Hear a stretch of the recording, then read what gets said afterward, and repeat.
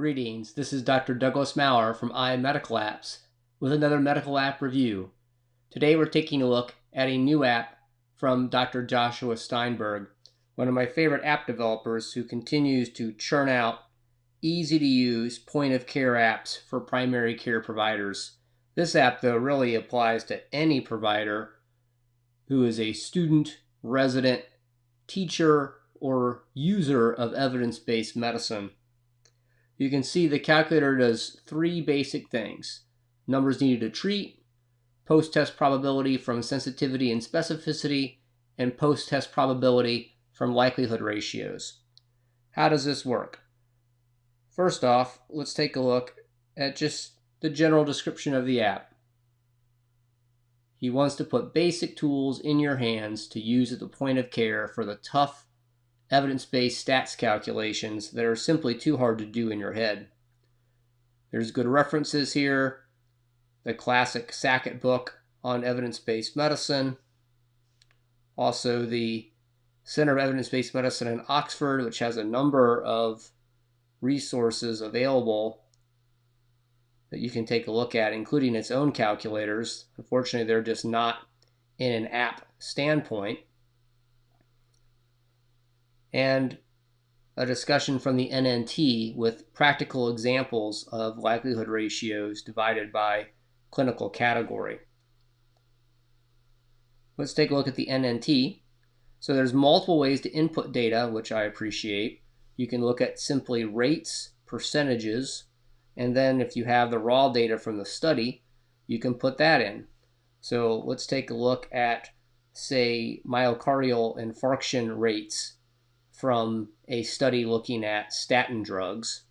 So potentially we could say in the group that was taking statins, the event rate, which maybe would be myocardial infarction or all-cause mortality, was 4%, whereas in the group that was taking placebo or some other competitive category of drugs was 8%.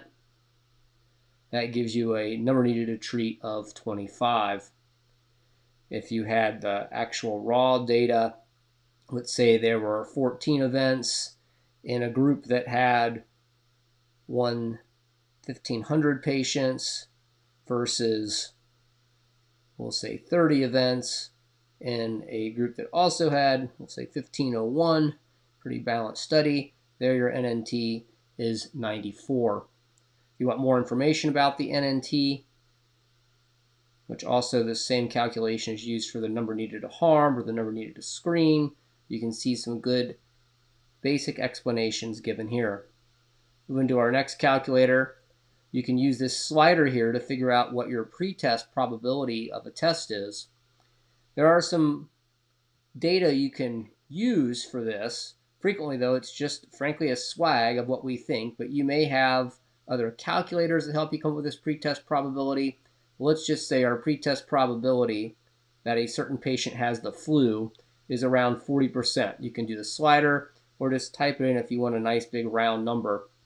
And we'll say the sensitivity of our particular flu test that we're using is not super sensitive. We'll say maybe it's only 75% sensitive, but it's highly specific. We'll say it's 97%. And then it will give you your positive predictive value and your negative predictive value for both positive and negative tests, and then gives you the post-test probabilities from that. Again, you want more information about that. It walks you through the calculations if you had to do them by hand.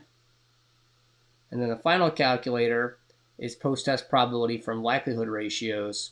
So again, if we keep our pretest probability the same, and if we know that the likelihood ratio for a positive test with our flu test is quite high, we'll say 15%, or 15 rather, and our negative likelihood ratio is really low. Not that this test I think truly exists, but we'll say it's very low at 0.02. You can see the post-test probabilities with a positive test is quite high, moving us from 40% to 90%.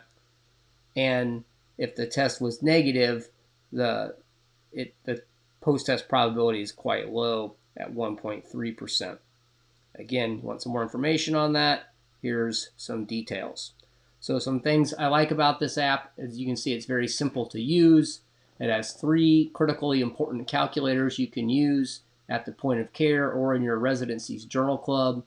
It makes some of these calculations that would be tedious, to say the least, very easy to do. Some things I don't like about it, it only has 3 calculators. There are other apps out there, such as EBM Calc 3000, which has over 50 medical calculators baked into it, many of which, though, I don't think you'll find to use, and it also costs $10. It certainly could benefit from some more examples. The more information is succinct, that could be expanded upon as like a little mini EBM book, but it suffices for what you want to do. And currently this app is not available for Android, although many of his apps are, and you can see a list here.